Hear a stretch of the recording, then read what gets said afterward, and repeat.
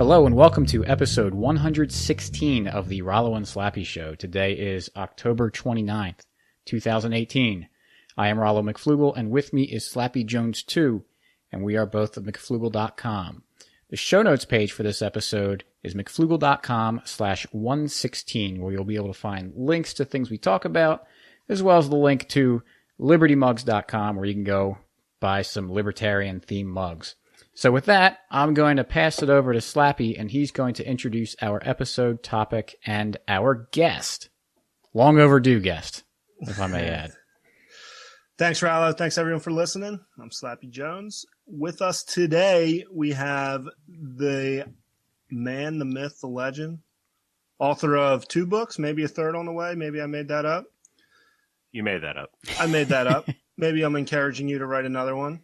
I don't know. Guy busted on the scene maybe, I don't know, how long ago, Mance? Did you start your podcast that has grown exponentially? You're all over the place. Does an excellent job. Mance Rayder, welcome to the show. Oh, I'm happy to be here. Thanks for inviting me on, guys. I really appreciate it. Oh, I thought we were getting Rance Mater. Oh, is this Mance? We can get him, I'm sure. It's still early in Utah. Well, you know, you're not really doing anything until somebody decides to clone your account. There you go. And to parody you. I was going to say, that is an honor for you, man. I actually did. That was one of my few. I always joke with Slappy about the notes I write, and normally there's one word that's always there, but this one, yours is actually pretty interesting because one of the notes I have is Bryce. And one of the, he's got for those that don't know, there's this an individual on Twitter that has been going at it with Mance for a while, and he made up a fake Mance account and tries to parody him. But there was one tweet that he made that actually he made like a really good point. Accidentally, or? I think accidentally. He's trying to make fun of ANCAPs and Mance, but like the points he's making are usually like, I'm like, yeah, I'm going to like that tweet because it's actually pretty good. If you really go back, well, if Twitter hadn't deleted the account, if you went back, I would say 60% of the tweets he was trying to basically parody voluntarist ANCAPs, and he nailed it. I mean, it was like half of his tweets. I was like, I might be getting through to this guy. I don't know. he's going to parody himself into becoming like the best. He's going to be like the new Tom Woods or something. That'd be great. It's hilarious, man. That's why, some people I know, it's like Twitter can be just like the worst place in the world, but it can also be pretty cool. And sometimes, like, you start with someone who's just miserable and awful and terrible, but you keep at it with them. And half the time, when I do it, most of the time it's just for the drive-bys to see it. Not necessarily for the person I'm arguing with, because don't really think I'm going to convince them. But every once in a while, someone like turns around and is like, you know what? All right. I kind of see what you're saying. They kind of take away the nasty attitude and act like a real person. Yeah, he, I mean, I knew there was no getting through to this guy, but,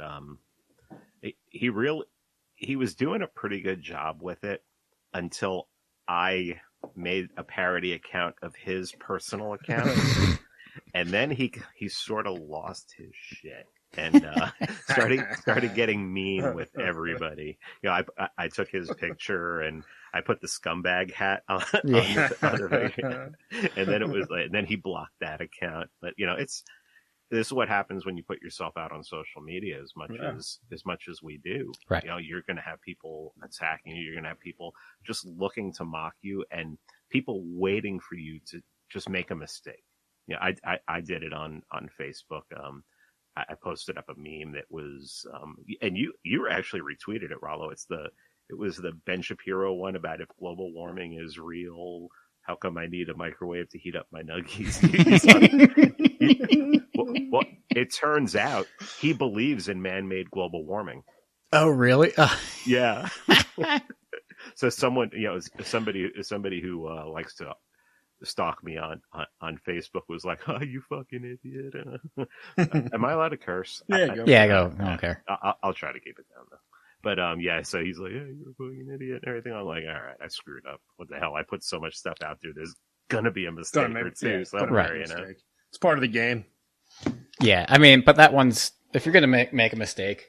Well, first of all, it being about Ben Shapiro, I mean, for all the mistakes that he makes, it's oh my goodness. making one about him isn't a big deal, and especially for something that that's silly. I don't know. People take things way too seriously sometimes. Oh yeah, I'm guilty. Yeah. All right. Well, Slappy, let's actually introduce our topic. Yeah, no, we wanted to bring you on. Well, there's probably a million things we could talk to you about, but specifically, you had an episode with Thaddeus Russell, who was a guest on our podcast in the past, and he brought up unions, and I know Rallo had a lot on that, and we wanted to talk a little bit about that. Maybe, Rallo, was there anything specifically about this conversation you wanted to bring up? Yeah, it would just kind of be a general. I didn't even know how they were formed, and I didn't even when I asked Mance to come on and talk about unions. I hadn't even listened to the Thaddeus Russell episode, but it kind of dovetails nicely into, I guess, some history on unions because it was something what Thaddeus talked about in your episode. I know you read his book, which is really good. Have you read that, Rallo? Not yet. Amazing. It's worth it. Yeah, I should read it. It's on my list. But the history and just talking about some libertarian ideas surrounding unions, maybe what they are theoretically, what uses they have, and then what purposes they serve now, and how they might get corrupted by the state. Well, I actually, I can also talk about personal history with unions. My dad's stepdad, who I consider to be my grandfather when I was growing up, he was actually an organizer with the Teamsters. And my dad, after he got out of the military, for a short time, he was actually a delegate with a union in the Bronx called UTT, which if you look it up if you Google it, you will find out just exactly how much of a terrorist organization this was. And I'm using, and believe me, I'm not using that word. I'm not just throwing that word out there. Haha. I'm talking about, these guys were pretty fucked up. Serious stuff, huh? Yeah, and I don't think my dad had such a short time with them. I would say if my dad was still alive and I asked him why he left, I would probably say, yeah, because these guys were nuts, Right. But what Thaddeus talked about and what I really wanted to speak to him about when I contacted him was how unions came to be in the United States. And from everything that he talks about in his book, it really seems to be, it was organic. It wasn't like, in the 1850s, somebody got a hold of the Communist Manifesto and read it and, workers of the world unite. No, it seems like it was more like there were so many different kinds of people and kinds of immigrants, and a lot of it had to do, some of it had to do with Irish people who were coming over and freed blacks, and Irish people were considered to be of the lowest class at that point, and they were considered to be lazy, and it just seemed like the bosses, the owners, had this idea of how business needed to be, they wanted business to be run. And there was such a small pool of workers to choose from, unlike today where, if you get a job and you're lazy, they just kick your butt, they kick your butt out. But it seems like unions just basically grew out of not being able to deal with people, these different cultures that had come into the workforce. And, the Irish, I was telling Rollo before we started recording, the Irish wanted to, and I know this sounds like a stereotype, but they wanted to drink on the job. And they had no understanding of why they wouldn't be allowed to drink on the job. And so basically there had to be negotiations, and that's the way that's the way it starts. When you think about a union, it's negotiating, the workers negotiating with the bosses. And he talks about in the book about the history of slaves, and how there's this idea that from books like Roots, which Thomas Sowell in his book, Black Rednecks and White Liberals, just absolutely destroys, that is just pure fantasy, that, slaves were being whipped all day, every day. I mean, you don't do that. You don't, it would be the same thing now. If you work on a computer, you'd be beating your computer. I mean, you need work output. And he talks about how black people would be like, okay, I'm hurt today, I can't work. And he also talks about how they help to bring about the weekend by, really realizing that you were going to have to give these people some time off. You couldn't work them to death. And if you did try to work them too hard, they would just back off. So a lot of this leads up to, and basically is the creation of the union. I mean, later on, when people started reading more, and when you got closer to the progressive era, that's when Communist Manifesto kind of influence starts coming in, and you start getting into these really highly organized unions. But up until that point, it's really just the way it really should be: organic negotiations between the boss and the workers. And yeah, from a voluntarist standpoint, I don't see any issue with the workers getting together to collectively bargain for their wages. It's when the state gets involved. Well, it's not only when the state gets involved, it's when the union stops being organic. When think about the union. Think about the union as a group of people. You're in anarchy, and a group of people come together and say, "Hey, why don't we form some alliances so that in case anybody comes against us, we can fight against them." Well, you may have somebody who might decide to be like, "Okay, since I'm the best at fighting, why don't you give me all the guns?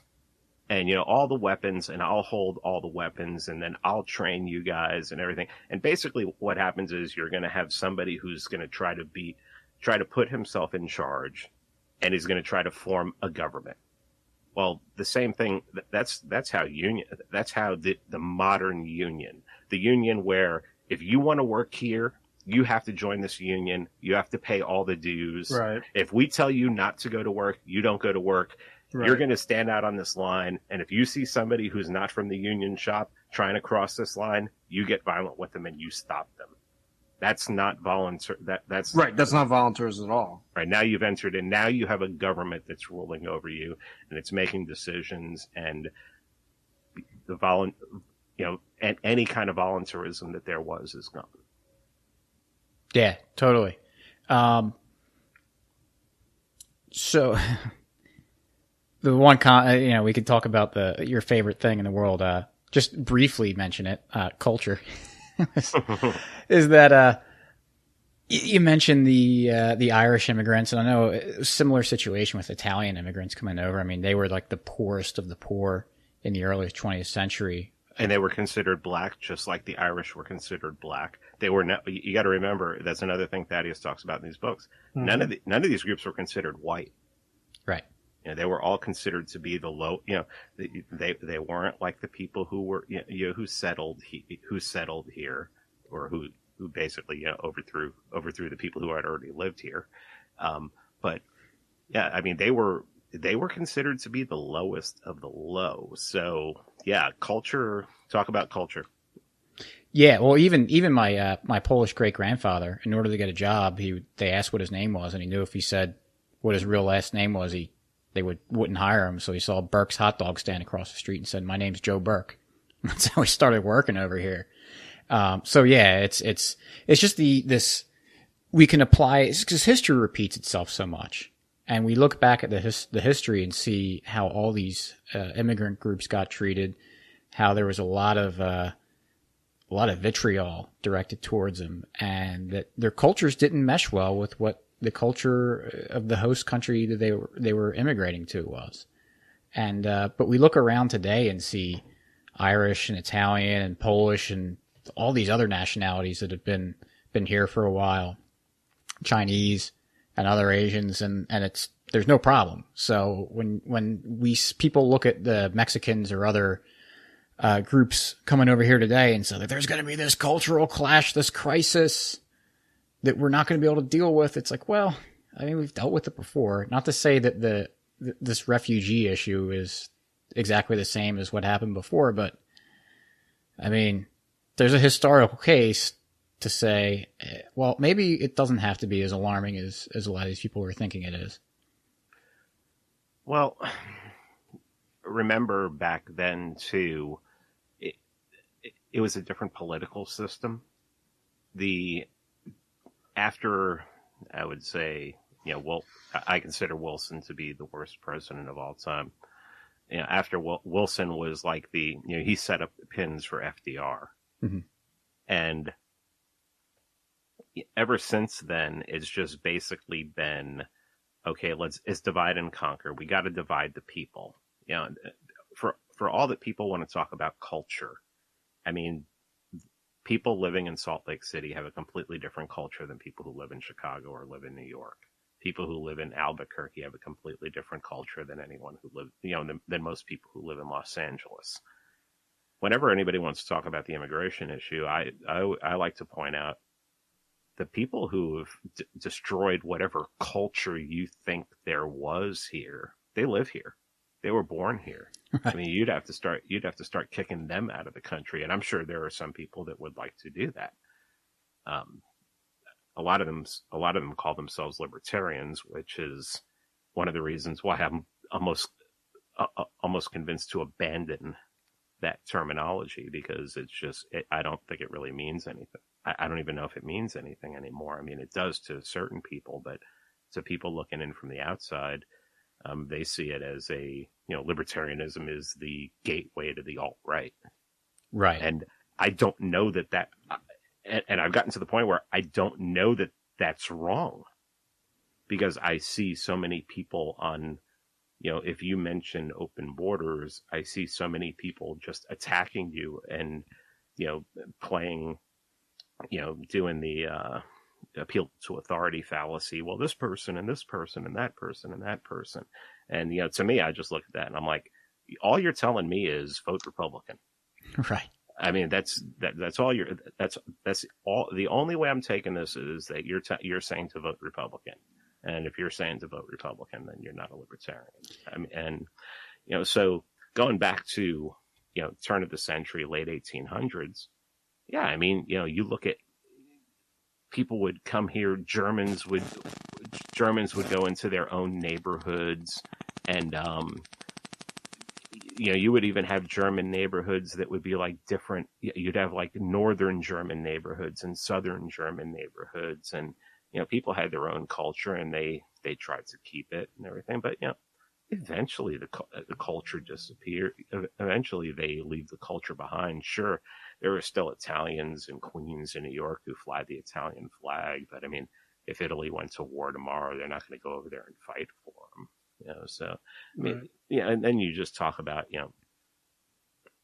I mean, I lived in South Florida for a long time, and I knew a lot of Cubans, and you would think that people would have a problem with people who were coming from basically a communist regime and worried about how they were doing, but apparently it's not such a big problem if you're escaping a communist regime as if you're escaping a Middle Eastern country that has been turned to total dog shit by American foreign policy.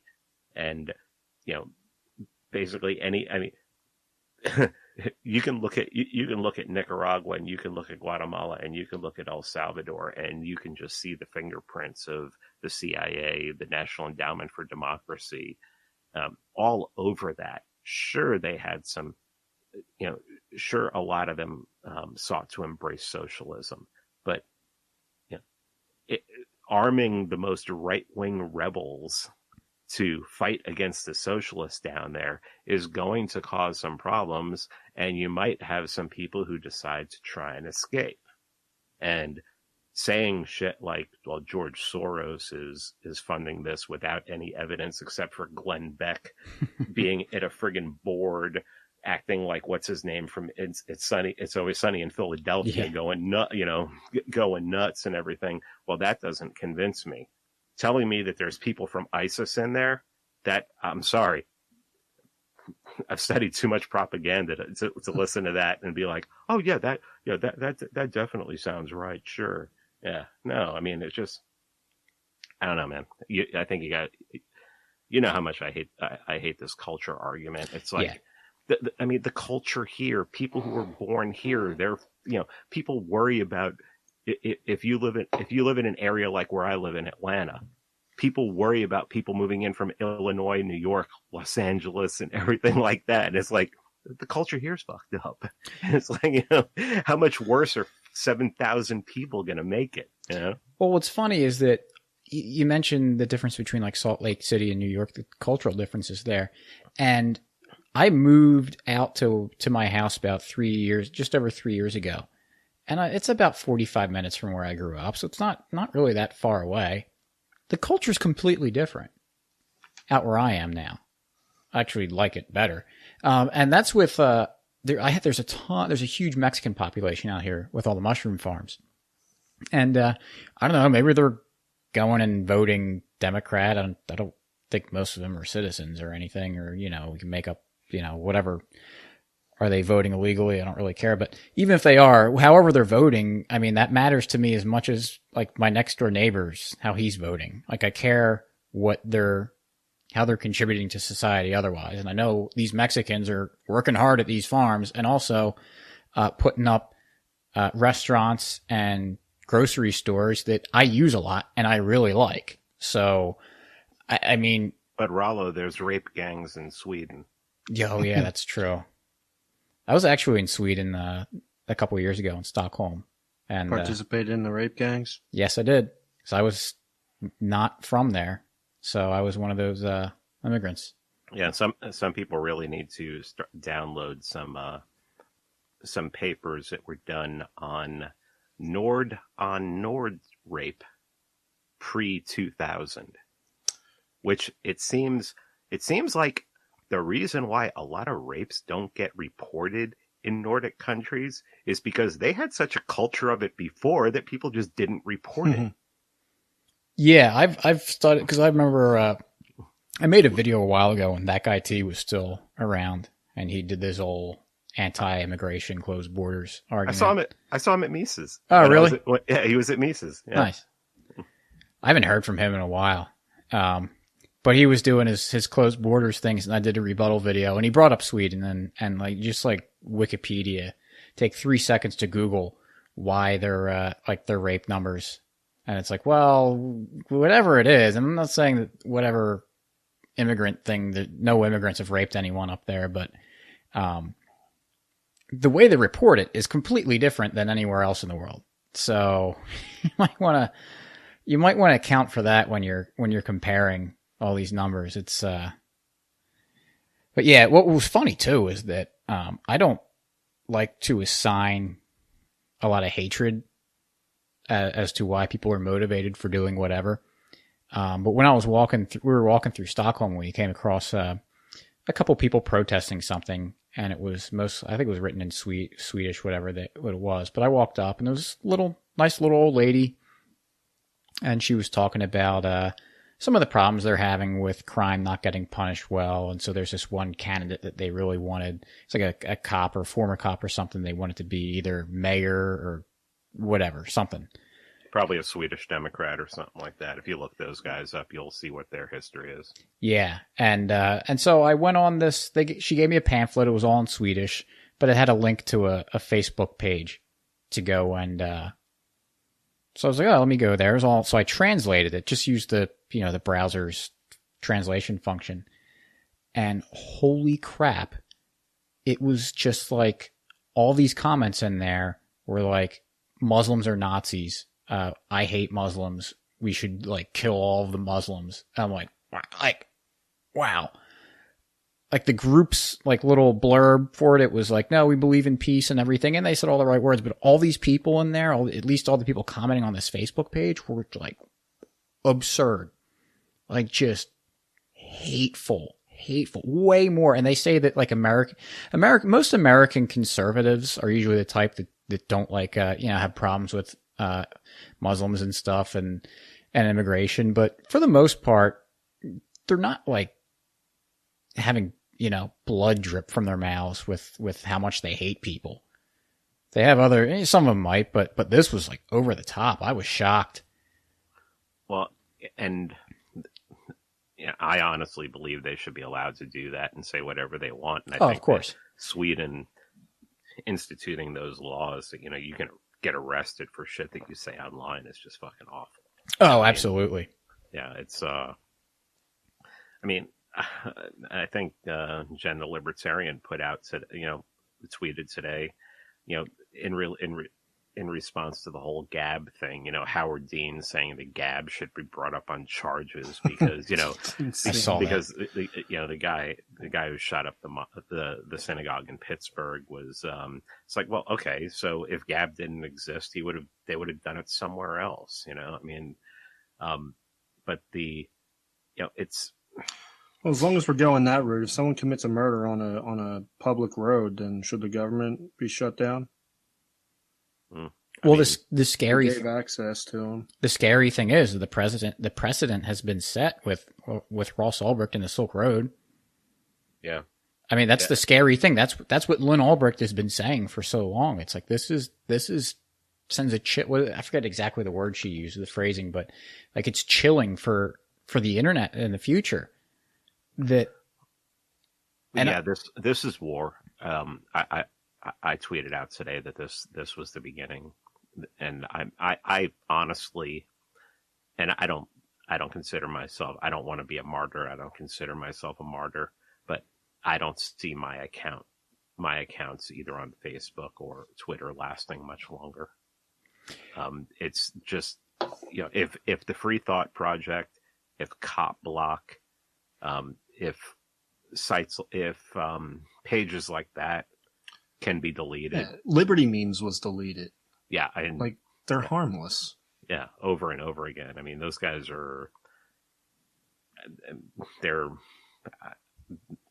they don't insult anybody. Right. They do a lot of, shit on their private page, community group. They do fundraising. They do charity, for people, people dying of cancer and stuff like that. I mean, they're good guys. And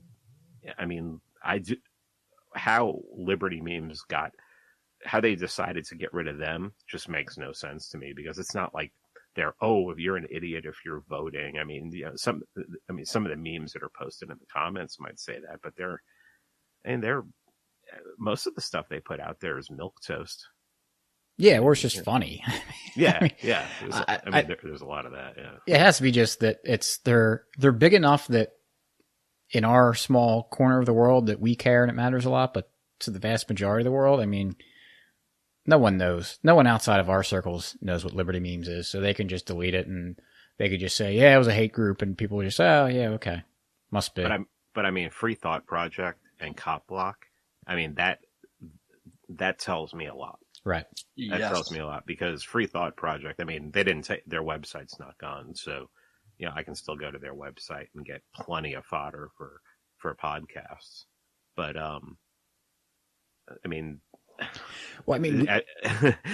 you really, if the, companies that were have been hired to police this stuff, right? And decide who, it's like the Atlantic Council and basically neocon organizations. And it's, of course they're going to hate, anti-authoritarian groups like Cop Block and Free Thought Project. So what do you think the answer is? Like, what do we do? I'm You get kicked off. I'm starting to put more stuff up on Minds. I'm starting to try to spend more time on Minds because it's on that's on the blockchain, and I think a lot of people are going over there. I think we're just going to have to go to the blockchain because what can they do? I mean, they shut the internet down. Yeah, if they can, or at least more, maybe we get driven to more Tor and stuff, whatever makes it more difficult to shut. There's no single server. Well, they don't care. They don't care about our little echo chamber. Right. They care that they care that people are seeing our posts that, can be swayed by them. And that's their thing. They don't mind the less than 1% of people out there.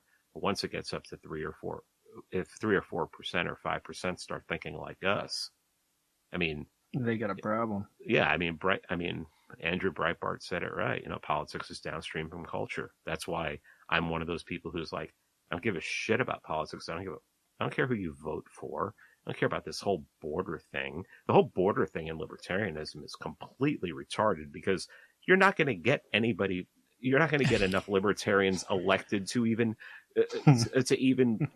make a dent in that issue. So you have to become a Republican like Liberty Hangout or something like that, where real libertarians vote for Republicans.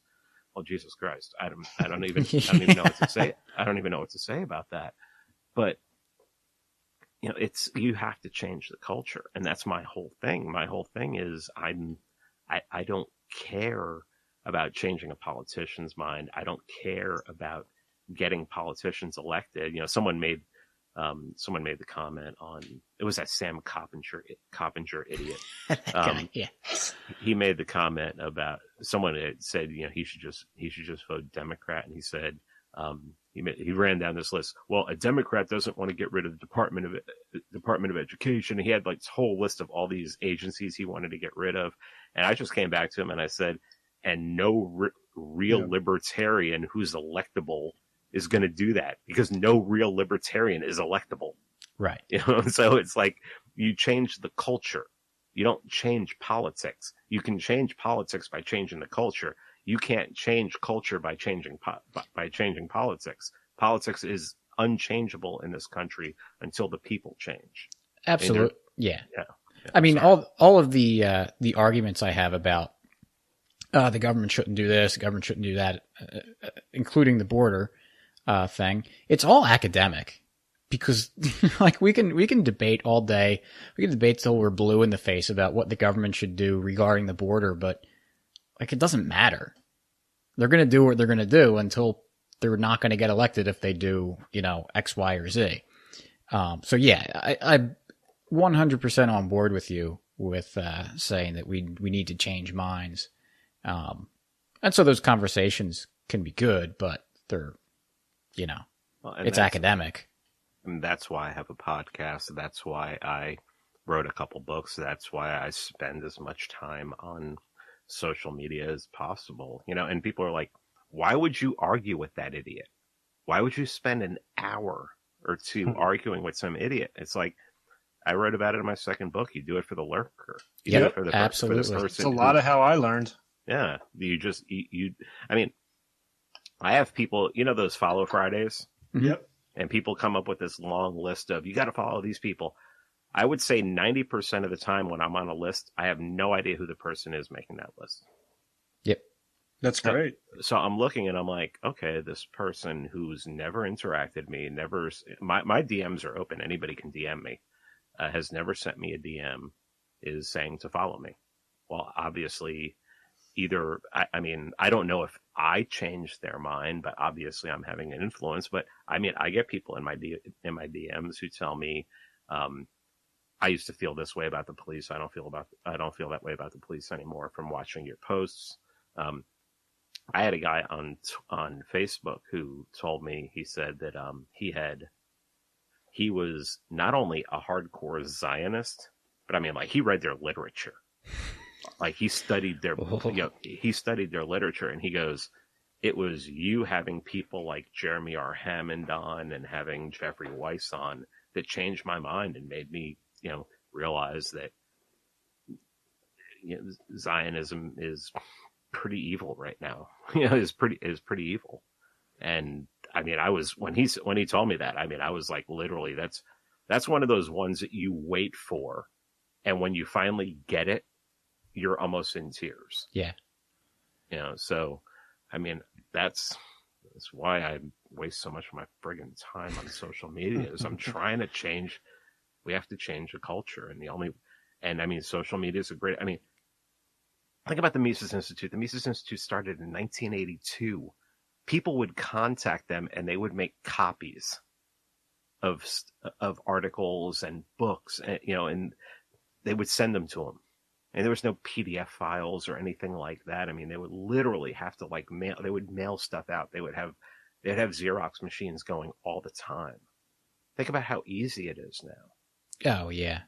I mean, we can literally change the world. And especially, I mean, I really think that we have to move people as much as we can off of internet-based platforms and onto blockchain-based platforms. Because look at Gab. I mean, GoDaddy. Did you see it today? No. What happened? GoDaddy said bye. Oh, Yeah. jeez. Yeah. Because of this guy? Yeah. What do you think of this guy? This story is so strange to me. I haven't followed anything. I know what I haven't happened, but followed I it haven't. closely. I haven't followed. All I know is that he hates Jews. He hates Trump because Trump doesn't hate Jews enough. But it's still Trump's fault, apparently. Yeah. Yeah. Oh, yeah. I mean, yeah. I mean, Trump. Trump really hates. Trump really hates Jews. I mean, first of all, he kisses Benji's ass like crazy. All of his kids are married to Jews. I mean, his daughter converted. I mean, his closest advisor is not only. I mean, is like hardcore Zionist. Like Netanyahu Right. says, I've known Jared Kushner since he was this high. Right. And he's like at his knee and everything like that. It's like anybody who thinks that, Trump, that's why I don't understand the alt-right fascination with Trump. I mean, how do you square that, I mean, Well, I don't think those are the sharpest knives in the drawer. So I have no clue what's going on over on that side, but, and I'm all about just being left alone and, leaving people alone to do what they want. My mantra has been since I started all this, leave me alone. I'll leave you alone. If you need help, ask. And if I need help, I'll ask. Yep. And I mean, that's really, really simple, but everybody has this.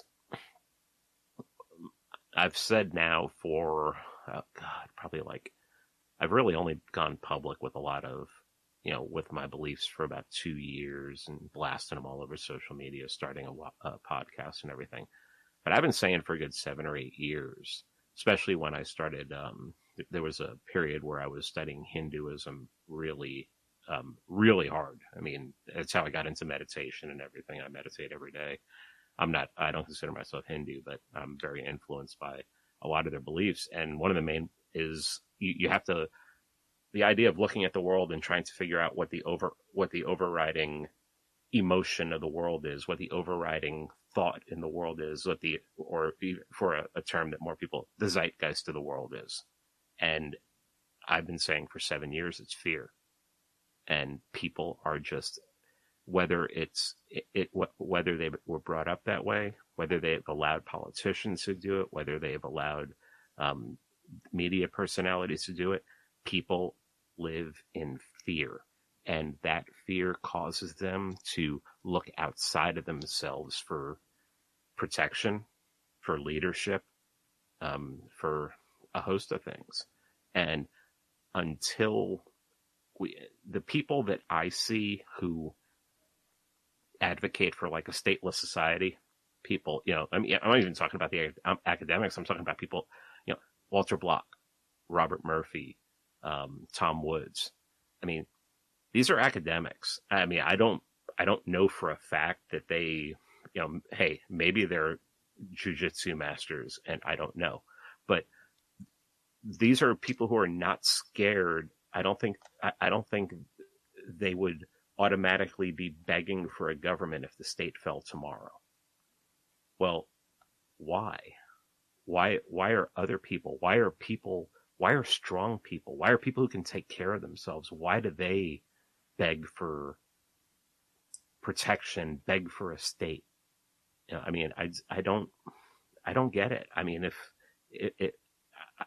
the state fell tomorrow, I'd probably want to go to New Hampshire and be around people, you know, be around a lot more libertarian people than I am right now, because I think that would be important, getting as many like-minded people around me. But I don't have fear that my neighbor would come and try to kill me. And I mean, I don't have fear that somehow a warlord in the neighborhood would spring up. And everything is about fear. It's just people are just friggin' scared. And I don't know how to explain it, because after I grew up and left my parents' house, I've never lived in fear of pretty much anything except the state. I mean, that's the only truth. And that's where I'm the total opposite of these people. Is these people are scared of everyone around them and want the state to step in to protect them. And I'm like, I want everyone to realize how dangerous the state is, so we can, you know, decide to throw them off, like Etienne de la Boetie said. You know, just ignore them, make them go away, not give them any power, you know, and then they fall off their pedestal. But I don't, you know, it's rough, you know. It's like, I feel like friggin' Will Ferrell's character in what the hell was that? The model movie Zoolander. Yeah. I feel like I literally feel like I'm taking crazy pills every day. Yeah, I mean, it's one of those. It's a normal human thing, and it's a good human thing to think about the future and be concerned about the future and uncertainty. It's just, I guess, the paradigm that we've grown up in, that says, you know, state or bust. If you don't have the state, then it's going to be chaos. So that's where it gets like kind of nefarious, because it's playing on a good thing that you have a time preference that's, you know, low enough that you're not, that you can think about, oh, well, if we do away with all these things that are normal with life, well, we have to replace it with something. And, you know, of course, people don't think it through well enough that they think it's just going to be a disaster and everything. So that's where I guess the education, it's good and bad, I guess is what I'm saying, because they're functioning as humans should, but they just don't have the mindset. And it's a big hurdle to overcome. Oh yeah, it's enormous. It's you know, I think Dave Smith has really put it as best as anyone I've ever heard put it. It's like being a abolitionist in the South in like 1830 or 1840, where you're just like, you know, these slaves, these are people, you know, we shouldn't be doing this. It's like, well, who's going to pick the cotton? You know, who's going to build the roads? Mm-hmm. I mean, it really seems like that's the way it is right now. I mean, I like that example too, because slaves, up until, you know, relatively recently, that was life. That was forever. It was never questioned for a long time. Very similar to how our government is. Well, yeah, I mean, slavery was just a given throughout history. And, you know, and I'm very much like the classic libertarians, where I have no problem with slavery if someone wants to sell themselves into it voluntarily. You know, if somebody wants to put themselves in that situation, that's fine. But I also think that there should be a contract involved where they can opt out at some point or another, you know, and whatever they want to do. I mean, that's the way I would do it if I sold myself into slavery for some god-awful reason. You know? Right.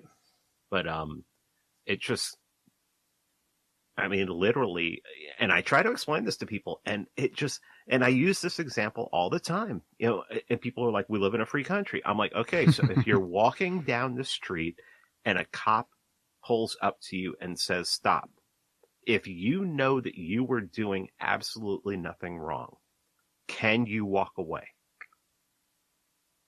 and not suffer any consequences? No, you cannot. How are you free? If you cannot, if a person, I mean, if I walked up to somebody and I said, hey, stop, they'd be like, who are you? But because you throw a uniform on people and, give them some kind of, oh, we've given them authority. We've given them rights that we don't have, which makes absolutely no sense because, I mean, how can you give away something you don't possess yourself? I mean, it is absolutely friggin' nuts to me that people allow this to happen. I go out of my way to just avoid police. I mean, if I'm walking in a grocery store and there's one in there shopping and he's in his uniform, I will not make eye contact. I will not look at them. I just don't. Why? Why would I want to do that? Why would I want somebody who can literally pull the gun out of his holster, shoot me, and then say, I feared for my life. And then he gets to go home that night and I don't. Why would I? Is that, I mean, how the fuck do you live how do you want to make the argument you live in a free country? Yeah. I mean, it's just, it is fear. It is fear. I mean, these people, they are so scared. They are scared of a boogeyman around the corner. They're scared that if the cops went on strike, that their neighbor would rape them. I mean, I have no clue how these people live their lives in such fear. And maybe that really explains why so many people are on psychotropic drugs, or on all kinds of anxiety pills, whatever. Yeah, and I mean, I have natural anxiety, but I can control it. I have anxiety attacks every once in a while, and I do have natural anxiety. But as long as I'm controlling my diet, usually I don't have to worry about it. But it's not something where I'm scared or I'm freaking out about something. It's just I have an imbalance. But it's like, I mean, I meet people in my business on a daily basis that are like literally scared of their own shadows. Like I don't know what's wrong with them. And I'm not willing to believe that this many people are, that everybody's imbalanced. I mean, maybe everybody is. Maybe it's diet. Maybe our diets are so screwed up that everybody's chemistry is out of whack. Who the hell knows? I mean, we can do a conspiracy theory episode on that. Right. But it floors me that so many people are just, I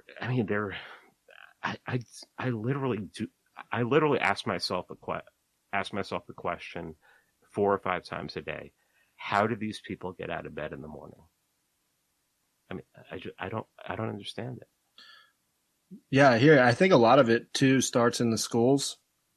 A kid's bored out of his mind at school, and instead of the teacher going, wow, I really suck, I can't keep these kids' attention, they say the kid has a problem, let's put him on drugs. And the parents are on board with it. Man, if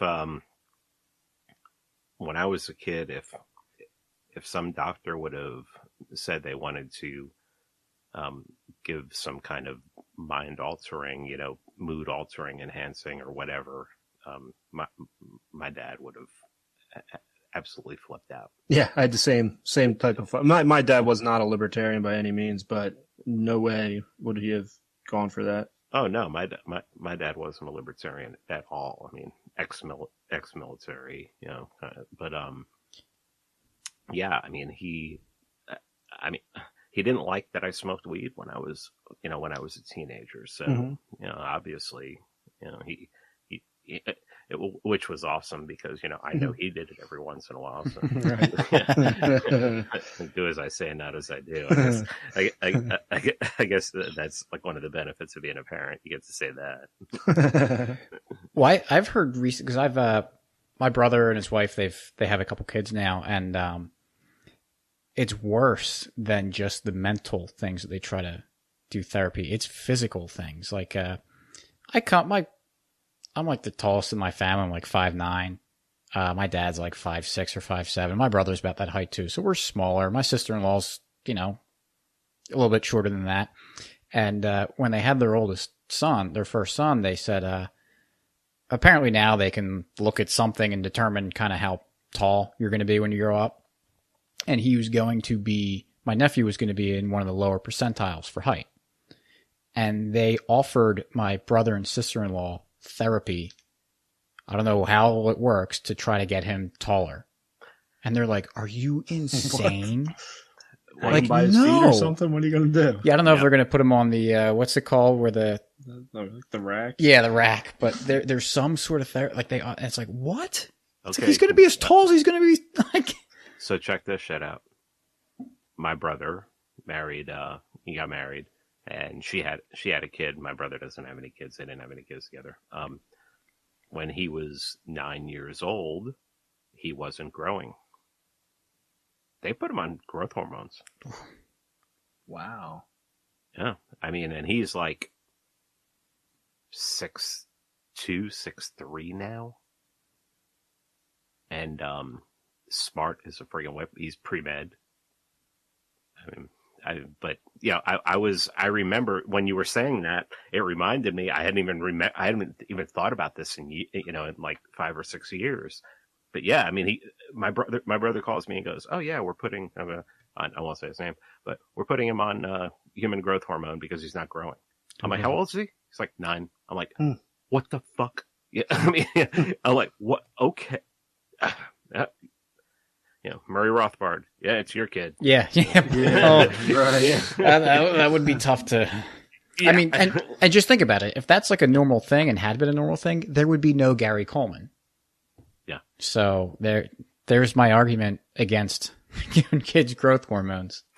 I cannot believe. I mean, and it had to have been his wife, who I love dearly and I respect and I talk to all the time, and is one of the people in my life that I consider to be counsel, a conciliere. Mm-hmm. But I never got that one. I never could believe that she made that decision. I was just like, what the fuck? Holy shit! I mean, I understand the human growth hormone is supposed to have natural. I mean, but I don't know.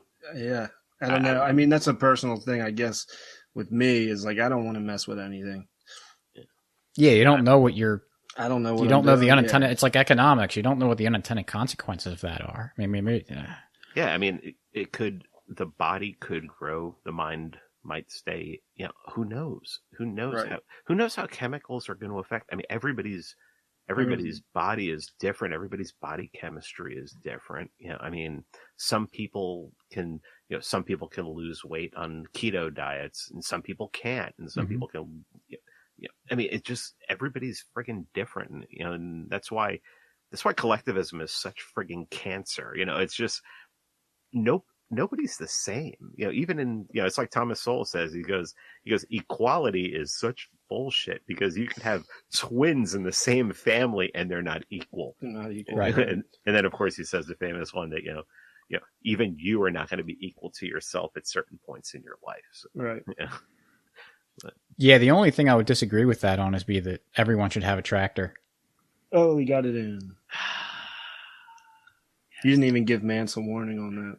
I don't know. That was like trying to shoehorn in like a size 12 into a size 9. That's what every single one is like, though. All right. We don't want to keep you. Yeah. Time. That's cool, man. I mean, I love talking about this stuff, and especially if you get me talking about abstracts and why I think the world is the way it is. Shit, I can go on for hours about. Every there's so many points that you brought up that I was like, ooh, let's talk about that. Let's talk about that. So let's not go off on a tangent. Let's Or I mean, if both of you guys want to come on my podcast so we can talk about that stuff, that'd be fun. Yeah, man. Oh yeah, awesome. Absolutely. So before we wrap up, Slappy, do you have a quick free market success story? Because if not, I have one. All right, go for it. Okay, so while we have Mance here, we talk about different ways to, without government, how are we going to manage the world and our society, especially for things that when people do things that don't actually cause harm or don't violate the non-aggression principle. And one of the tools we have is freedom of association. So if someone does something that you don't like or approve of, you can kind of cut them out of your life and hopefully incentivize them to change their behavior in order to act in a way that you think is better. So I'm going to use this opportunity to say, Mance, if you keep posting memes of like, what was that? Hot dogs cut on top of a glass of milk? What was that? Yeah, you cut up, you cut your doggies up and everything, and you just you put little slices in them so that they'll be able to just float themselves right up. You put them on the edge of your cup of milk, so that you can have a good. That is a lot of vitamins and minerals there. It's a healthy meal. Yeah. So, all right. So, Mance, why don't you tell us where everyone can find you, and also plug your Patreon. I know you just started that out, so we'll link to all this stuff in our show notes page, episode 1116 or mcflugel.com/116. Yeah, it took me forever to decide to do a Patreon. I just didn't. I balked at the idea. The biggest fear for me was that I would start it and no one would sign up. And in the first 2 weeks, 23 people signed up. That's awesome. And yeah, and I mean, it floors me. It really humbles me that people believe in so much in what I'm doing that they would, pledge to give money to support my work every month. So it's patreon.com/Mance Rayder. And I have certain tiers. I'm putting out some private. I'm still doing 3 public episodes a week of my podcast, but I'm putting out some private episodes on there. Tomorrow, we'll be having our first private Ask Me Anything with Scott Horton, the great Scott Horton, who's taking time from editing his new book to do this live stream, and that'll be only for patrons. And I think it'll be a great time. We've already a bunch of people have submitted questions, but we'll have a live chat because it'll be up on YouTube. It'll go through Google Hangouts and everything. And there's other stuff like I actually have a tier. If you want to sign up for $50 a month, you can do it, and you basically have personal access to me. And I've had one person, Chardon, who he signed up for it already, and I was on the phone with him for 45 minutes, and he gave me some great ideas about, going forward. And, so I'm taking counsel from people, and it's going to be an opportunity I'm going to do Ask Me Anythings where where I'll be interacting, where anybody can ask me anything. And, I don't care if it's about geopolitics. I don't care if it's about economics. I don't care if it's about hockey or Star Wars or Lord of the Rings. I'll talk about, talk about anything. But, so this is full personal access, Mance? Full personal access. I don't know what that means. Use your imagination. Yeah. But, so we're going to have a lot of fun, and they've been, the people who've signed up so far have been really good counsel as far as giving me ideas for things, and telling me why they signed up. And the number one reason is they believe in what I'm doing. So like I said, that's very humbling. But Free Man Beyond the Wall podcast, the iTunes, Stitcher, Google Play, although Google Play is a mess sometimes. I don't know if you guys put stuff up on Google Play, but half of the episodes sometimes don't even show up for days. Well, I've never tried with them. Stitcher sometimes gets weird. Yeah. Yeah, Stitcher usually takes a while. So yeah, that. I also for Patreon, and I just set this up today on my website, freemanbeyondthewall.com/store. Both of my books are available both of my books are on Amazon, but both of my books are on my website, freemanbeyondthewall.com/store for cryptocurrency. But I also put up all of my Patreon stages, tiers on my website today, and you can use cryptocurrency to do that. The only difference is instead of paying by the month, you'd pay by the year. Nice. So, people can use that. That'll be for cryptocurrency. You'll get the same emails and the same links to the to all the private information. And, so the podcast is really, really what I'm concentrating on right now. I mean, my days off are just me doing interviews and doing research for podcasts, and even at work, half the time I'm just doing research for podcasts and everything like that. So, I'm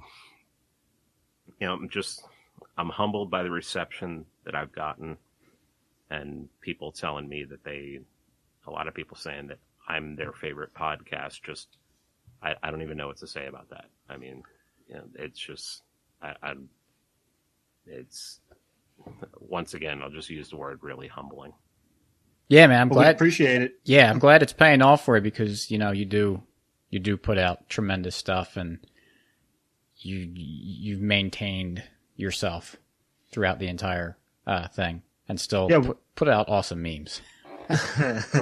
One thing I want to add, and I know I've told you this, Mance, before, but I have recommended your episode you did on Israel with Jeremy Hammond to more people than any podcast I've ever recommended. That's one of the best. If you're confused on that situation or how Israel came to be and the Zionist movement in the 1800s, it does an excellent breakdown. I've given that to so many people. I've listened to it a million times. I think it's awesome. And there's other episodes like that I could name, but that's one that always sticks out in my head, man. So I thank you for that one. Yeah, I believe that's episode 87, if I'm not mistaken. But that is probably top 3 download, probably number 1. I switched servers a while back and I lost all the download numbers from the old server. But that is, Jeremy's great.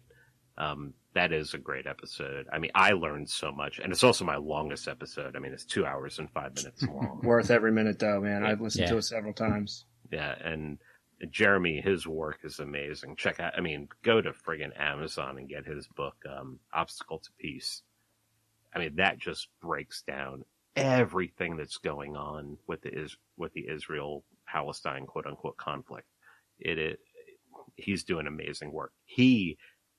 That is what a journalist is. That guy is a friggin' journalist. I don't know what these people on TV think they are, or what these people who write for the Washington Post and the New York Times and the Washington Examiner and I don't know what they think they are. But people like Jeremy R. Hammond or the people who at antiwar.com and the guys at Libertarian Institute, these are journalists. And they all deserve everybody's attention. I mean, they are people like Sheldon Richman and Scott Horton, obviously, Jared LaBelle. They're just doing such amazing, amazing work. Angela Keaton over at antiwar.com. I mean, I read their stuff and it just, it makes me almost want to go back to school to learn how to write better. Right. Yeah. Yeah. All those people. That I give so much respect to the anti-war crowd, especially the antiwar.com people. They do just amazing work, and they don't get nearly the credit they deserve for it. And they don't get any. They never see any results. I know. That's the worst. I know. I mean, think about it.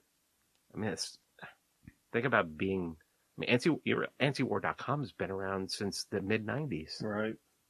Justin Raimondo. I mean, these people have been warning against all of this. They were talking about a 9/11 was going to happen, and no one was listening. Yep. And no one gives them credit after the fact. I mean, those are. I try to talk all about people that I give money to. I give money to antiwar.com whenever they ask. Yep. Yeah, they're one of the people I give to as well. I mean, and how awesome is it that Scott Horton talks about this all the time. How awesome is it that antiwar.com, that domain is owned by people who lean way more libertarian than anything else. Yep. It's one of the few wins we have. Yeah, I mean, really. Yeah, that we got a domain. Yeah, woo. All right. Well, again, we'll have all those links for Mance on the show notes page, mcfluga.com/116. You'll also be able to find some of the links to our stuff, ways to subscribe to the podcast, iTunes, Stitcher, etc. And also check out libertymugs.com, where you can annoy friends and coworkers and families with mugs with libertarian-themed messages and memes on them. So thanks for listening. Thank you, Mance, and we'll catch you next week. Peace.